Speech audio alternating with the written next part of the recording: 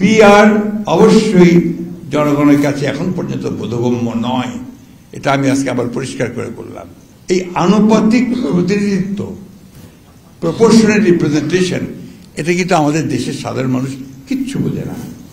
আমি গত কয়েকদিন আগে আমার ঠাকুরগাঁও অঞ্চল থেকে ব্যাপক ঘুরে এসেছি, দে ডোন্ট আন্ডারস্ট্যান্ড।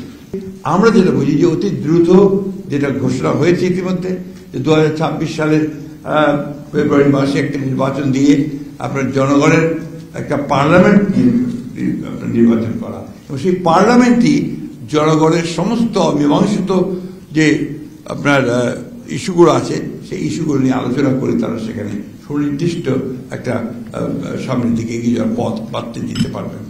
কারণ রাষ্ট্রের মালিক তো জনগণ, তার প্রতিনিধিত্ব করবে কে? প্রতিনিধিত্ব করবে পার্লামেন্ট।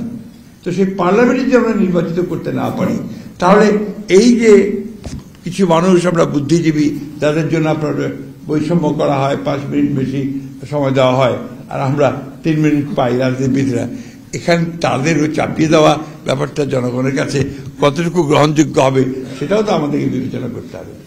আমি একটা কথা আপনাদের খুব পরিষ্কার করে বলতে চাই, খুব জোরে সরে বলতে চাই,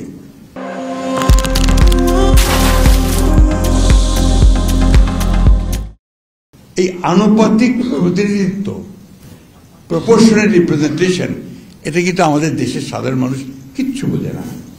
আমি গত কয়েকদিন আগে আমার ঠাকুরগাঁও অঞ্চল থেকে ব্যাপক ঘুরে এসেছি, দে ডোন্ট আন্ডারস্ট্যান্ড। আমরা এখান থেকে শীততাপ নিয়ন্ত্রিত কক্ষে বসে যতই এই ধরনের জিনিসপত্র তাদেরকে চাপিয়ে দিতে চাই, সেটা আগে তাকে তৈরি করে নিতে হবে। পিআর অবশ্যই জনগণের কাছে এখন পর্যন্ত বোধগম্য নয়, এটা আমি আজকে আবার পরিষ্কার করে বললাম। এটাকে বোধগম্য করার চেষ্টা করতে হবে, তাদেরকে বোঝাতে হবে।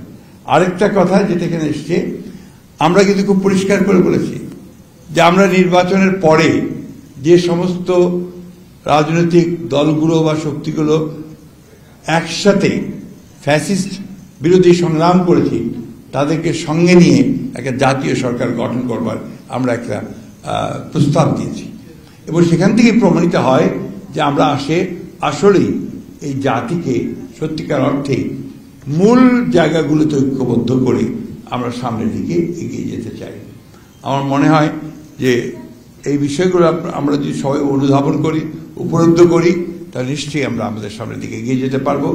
এবং আবারও রিপিট করতে চাই, পুনরাবৃত্তি করতে চাই যে নির্বাচনই একমাত্র বিকল্প একটা গণতান্ত্রিক ধারায় ফিরে যাওয়ার। ধন্যবাদ।